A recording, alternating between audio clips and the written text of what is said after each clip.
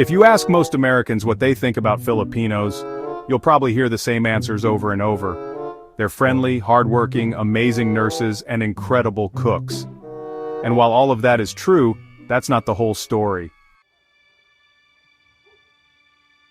There's another side to the Filipino experience in America, one that rarely makes the headlines, a side filled with quiet resilience, unspoken challenges, and moments of strength in the face of subtle, and sometimes not so subtle, discrimination.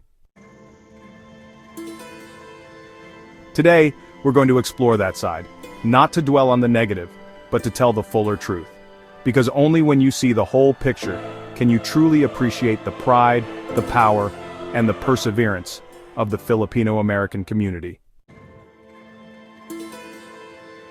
Most people don't realize that Filipinos have been in America for centuries.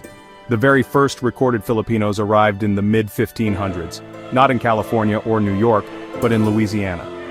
They were part of the Manila galleon trade, working aboard Spanish ships that connected Asia, the Americas, and Europe. Later, in the early 1900s, the story took a new turn. When the Philippines became a U.S. territory after the Spanish-American War, migration increased. Young men left their villages to work on Hawaii's sugar plantations, Alaska's salmon canneries, and California's agricultural fields. They picked lettuce in the Central Valley, canned salmon in icy canneries, and endured long, back-breaking hours for meager pay. Many faced open hostility. There were towns where signs read, "Positively no Filipinos allowed." There were anti-miscegenation laws that banned marriage between Filipinos and white Americans in several states. And there were violent incidents, including race riots in California during the 1930s. But despite this, the community survived, and even thrived. Over generations they built tight-knit neighborhoods, opened small businesses, and sent their children to college. By the 1960s and 70s, another wave of migration began, this time made up of skilled workers, especially nurses. After a shortage of healthcare workers in the United States, recruitment programs actively sought nurses from the Philippines whose education system was modeled after the American system. By the 1980s, the stereotype of the Filipino nurse was firmly established, and while it was a symbol of professional success, it also came with new challenges. Today, Filipino-Americans make up one of the largest Asian communities in the United States, with over 4.5 million people. They are highly educated, with a strong presence in healthcare, the military, engineering, and business. It's easy to think the struggles are over, but in 2025, many still face discrimination. It's just more subtle now. In the past, prejudice was loud and obvious. Today it's often quieter, hidden in offhand comments, unspoken biases, or systemic barriers. Workplace stereotyping is, unfortunately, still a reality. In hospitals, some Filipino nurses say they're still treated as the backup or given the least desirable shifts, even if they have seniority. Others have been told their accent sounds less professional, even though they communicate perfectly well and have the same qualifications as their American-born peers. Cultural misunderstandings can be, well, pretty common. Filipino food is loved by many, but in workplaces, jokes about weird smells or strange dishes still happen. Some are told their English is surprisingly good, as if fluency is unexpected. These microaggressions may seem harmless to the speaker, but they add up over time. In certain cities, immigrant families, including Filipinos, still encounter discrimination when renting or buying property.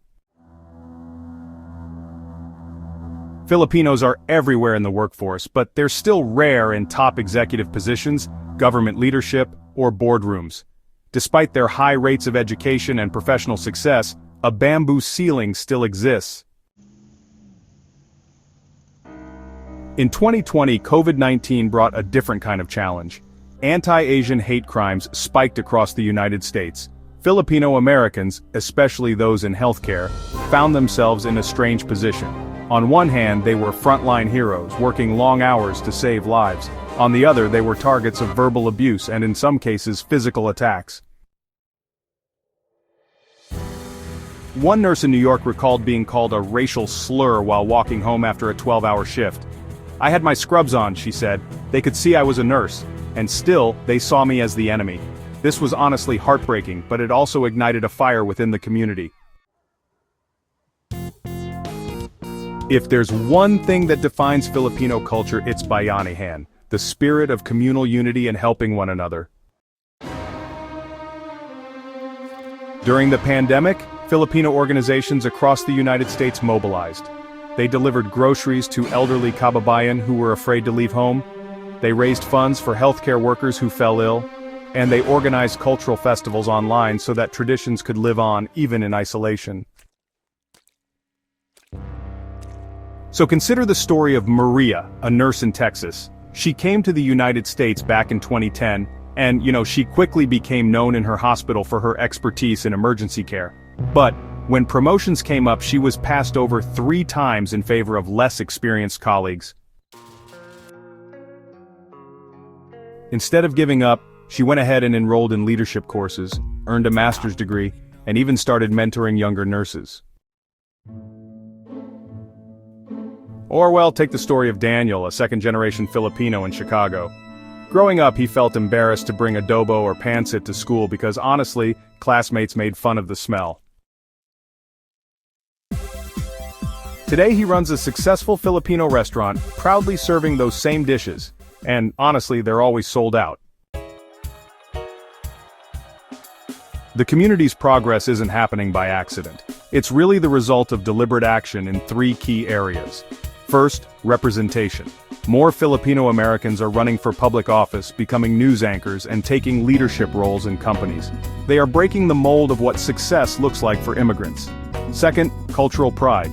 Younger generations are learning Filipino languages, wearing traditional clothing at cultural events, and embracing the food, music, and history their grandparents passed down. And third, education and allies. By collaborating with other Asian and immigrant groups, the community is pushing for equal opportunities and fighting against systemic discrimination. Talking about discrimination isn't about playing the victim. It's about truth. It's about making sure the next generation understands the struggles that came before them, so they can appreciate the progress and continue the fight for fairness.